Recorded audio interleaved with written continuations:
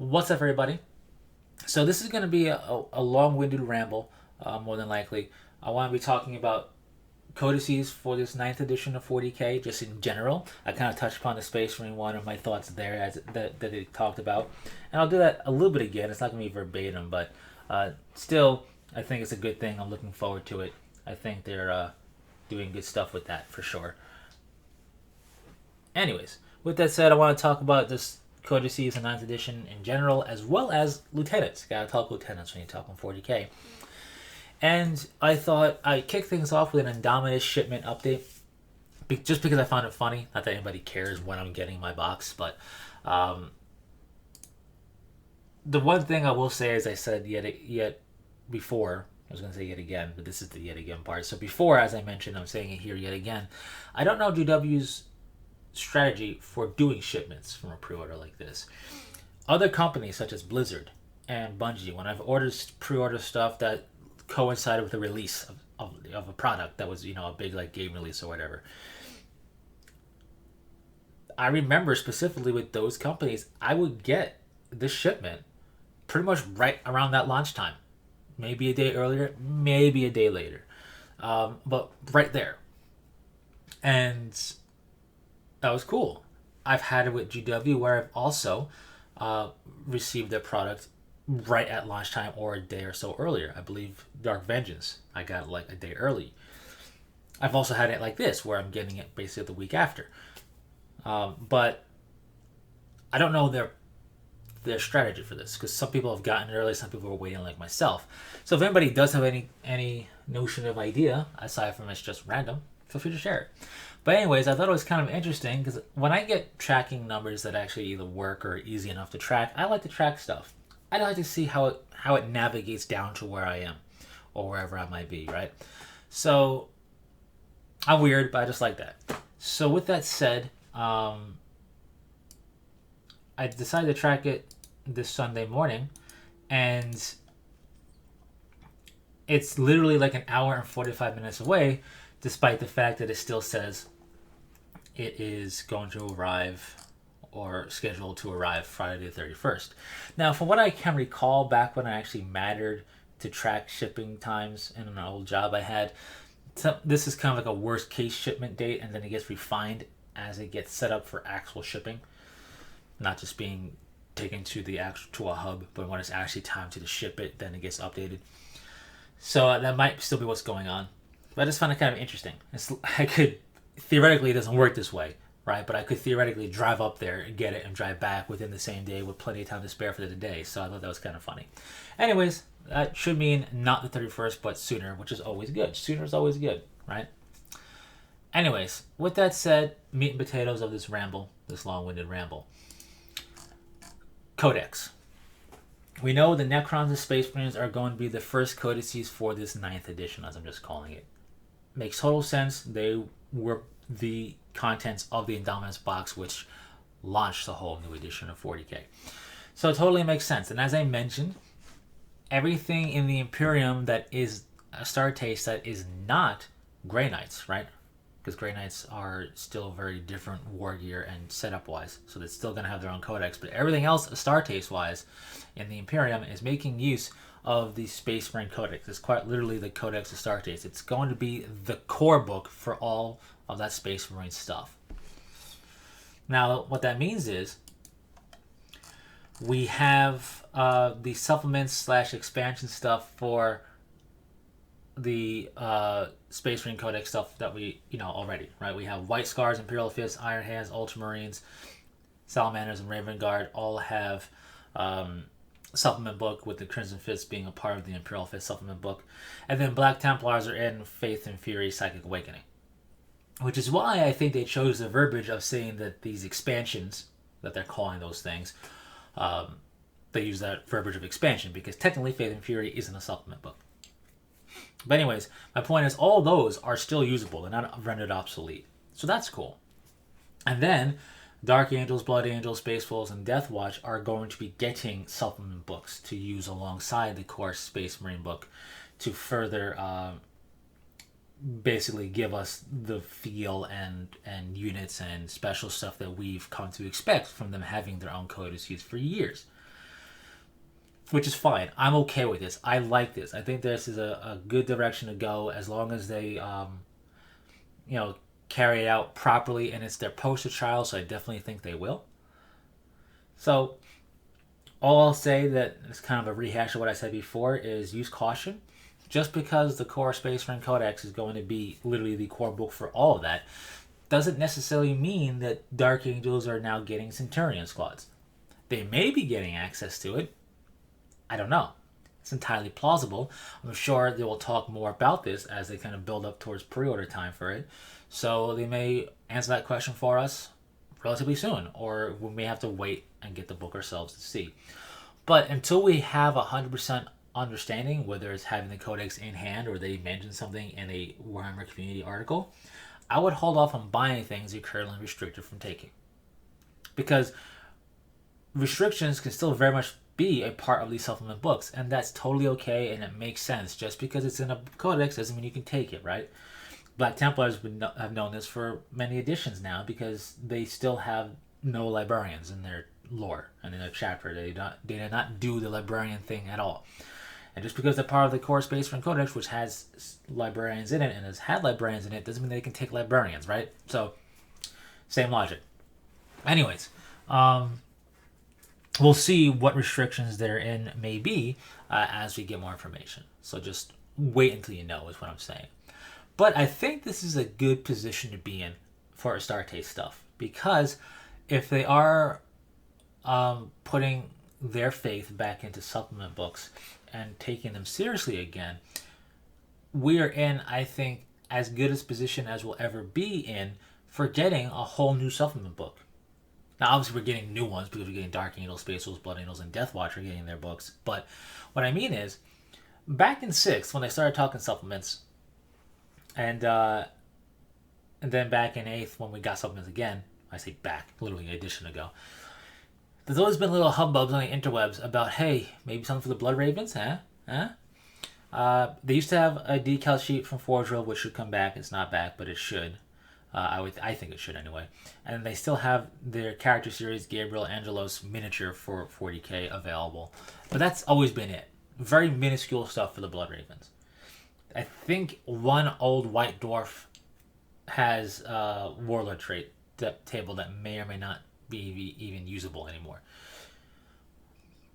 My point is, if there ever was a time where a supplement could be done for the Blood Ravens, it's now, given the core codex nature of the Space Marine Codex. It would be pretty cool. I'm not saying it's going to happen. Chances are it's not going to happen, actually, but the foundations are here. It's going to be the best case scenario for one happening is now, given that the Space Marine Codex is going to be a core book. But having said that, I am definitely intrigued to see what they're going to do with the Space Marine Codex insofar as successor tactics. You know they're still going to be a part of the Space Marine Codex. I highly doubt it's going away at all. It would definitely be the wrong move, and I think they know that, especially with what they're doing with the Necron Codex. I'll come back to that in a moment. I don't know if they're going to expand the successor tactics options that you have to choose from or not. Given that it's now a core book, they may. Or instead, what they might do for the Dark Angels, Space Wolves, Blood Angels, and I guess Death Watch, although not so much for Death Watch. It's not really a chapter, it's an amalgamation. But for the Dark Angels, Space Wolves, and Blood Angels, maybe they might include some additional successor tactic options in their supplement books, right? On top of all their chapter-specific stuff, which will be in their supplement books too.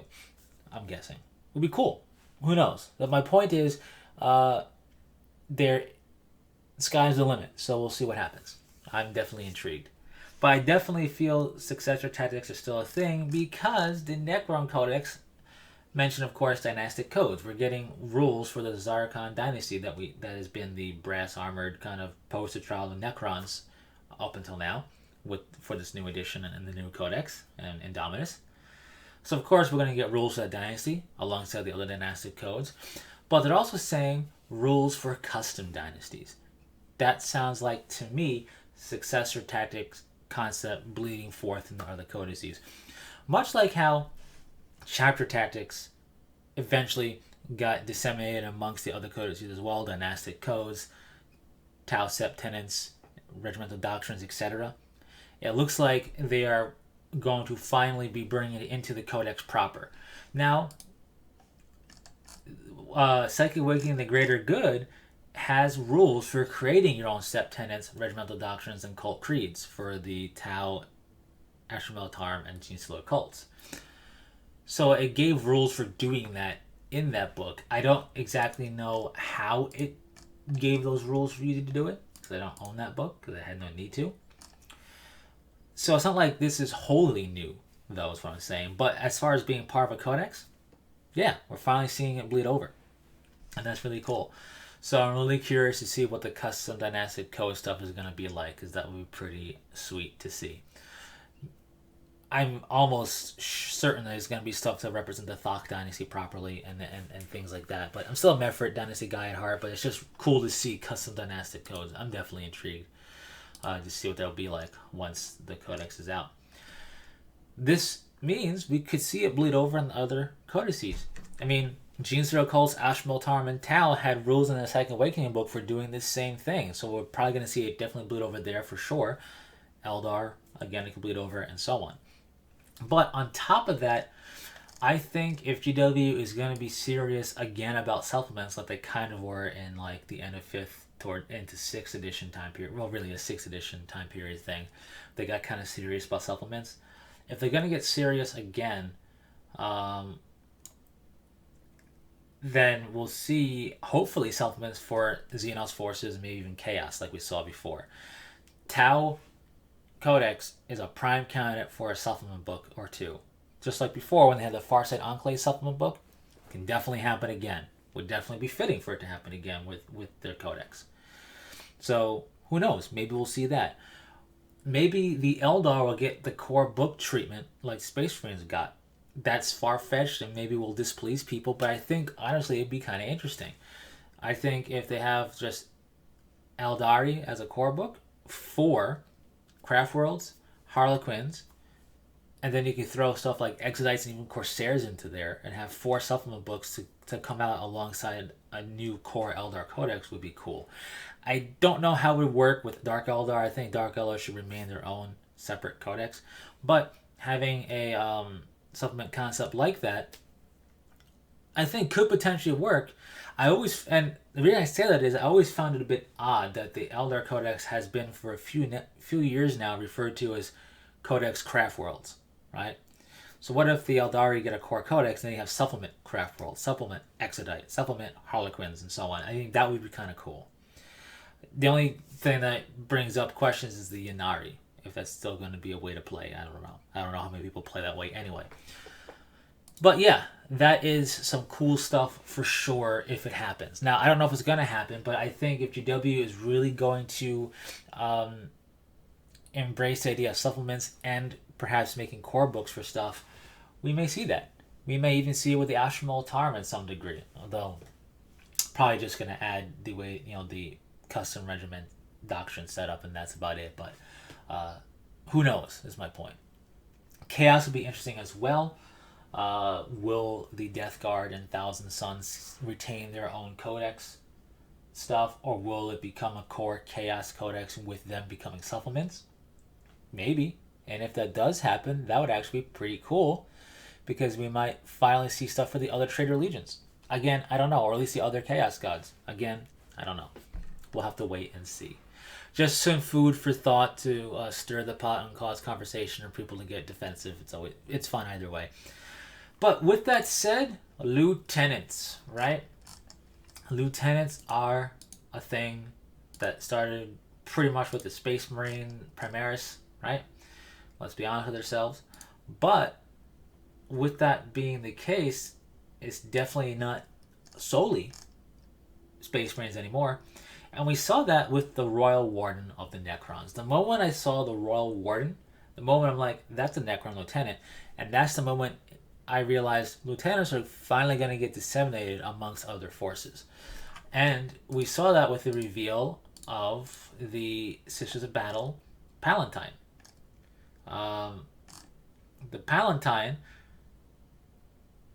the way they're describing it, makes it sound like she's basically lieutenant material in terms of similar approach.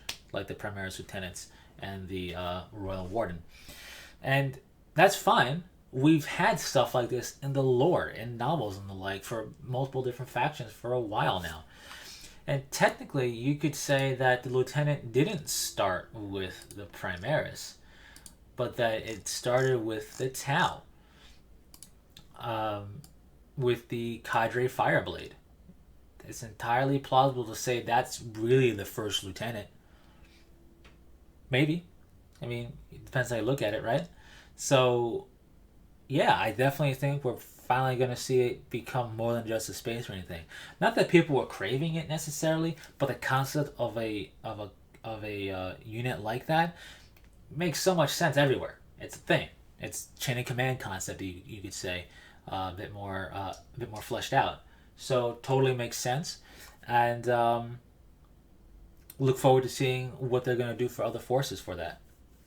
The Royal Warden I was really not expecting until when I first saw it in Indominus. I'm like, that's interesting. That's a lieutenant, and that really got me thinking. But yeah, when you really think about it, if you want to blame anything for this lieutenant craze, blame the Cadre Fireblade. In my opinion, I think that's kind of been the first lieutenant truly, and that was a while ago. Anyways, what are your thoughts? Do you foresee this coming to other codices as well? Are you thinking, no, the Palatine's not a lieutenant, but more of a specialized HQ option, kind of like chaplains or the duty care or whatever? I don't know. Maybe you're right. It could be that too.